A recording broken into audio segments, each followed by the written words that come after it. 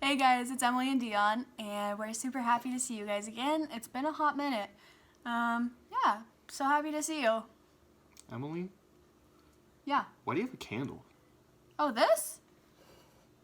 What do you mean? It's fire. Fire's pretty, and it's warm, and it's just nice to look at. Oh, I like fire too.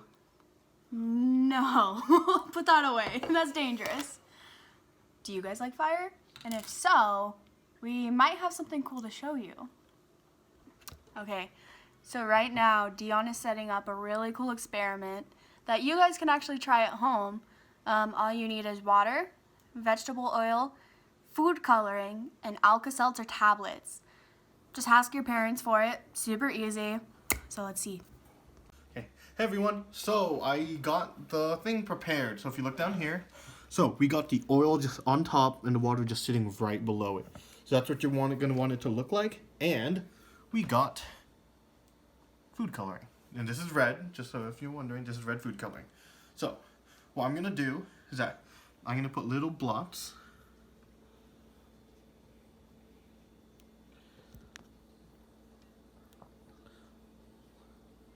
like so, and you'll start to see them sink. You'll start to see them sink like so. Alright, so we have Alka-Seltzer. It's a little tablet. It's kind of cute, right? All you have to do is just drop it inside and watch what happens.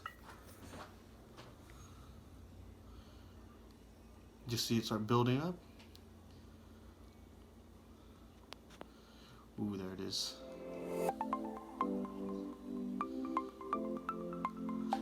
Oh, kind of like a lava lamp.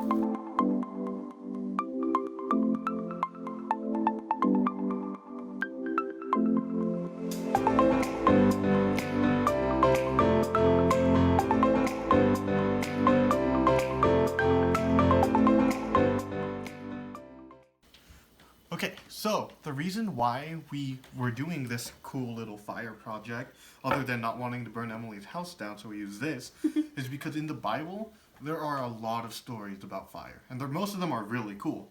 One in particular that I'm thinking about is about Elijah, and him versing the prophets of Baal. It was they have a contest to see whose God is real and whose God will do stuff for them, and I think you will know how it ends up, but it's a really cool story. I hope you like it.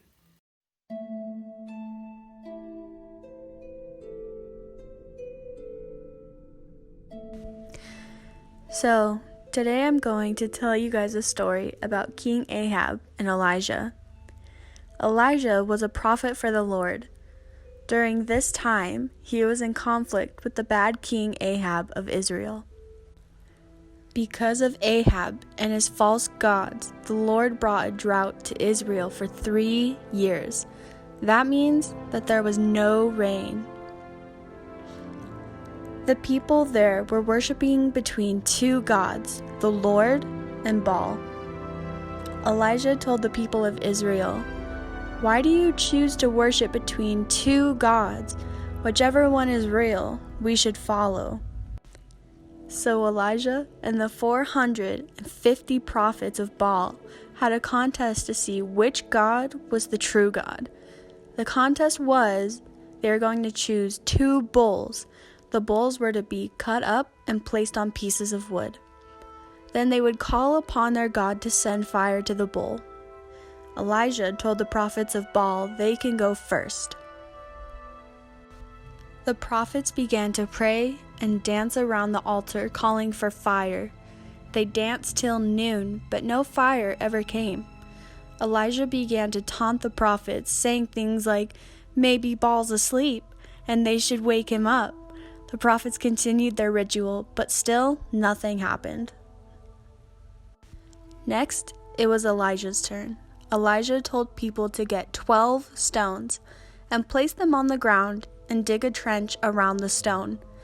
Then he placed the wood on top of the stone with the bull. He then poured water to fill the trenches and all over the altar he built. Elijah prayed and called on the Lord, and the Lord brought down fire from the heavens and consumed the altar entirely, including the stone, wood, and all the water. So the people saw what happened, and they fell on their faces, proclaiming the Lord is the one true God. And the prophets of Baal were defeated. And then, after 3 years, the Lord finally brought the rain back to Israel. So, that's how we know that our God is the one true God. And if you ever feel like you're questioning God, or if you don't know which God is real, just think back to this story of Elijah and the prophets of Baal, and remember how God really showed himself and showed that he was the true God, and that every other God is a false God. Dude, that story's crazy. Just think about that. A giant thing of fire from the heavens just completely consumes an altar of stone and wood. It licked up the water. That's crazy. But I loved hearing that story because that story really is just proof of God just being there, being the one God.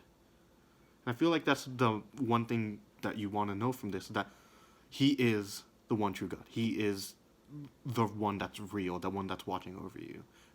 So you shouldn't have any doubts about that. For I'm really happy that we got to tell you this story. So we hope you guys liked it, and we'll see you guys next time. Bye.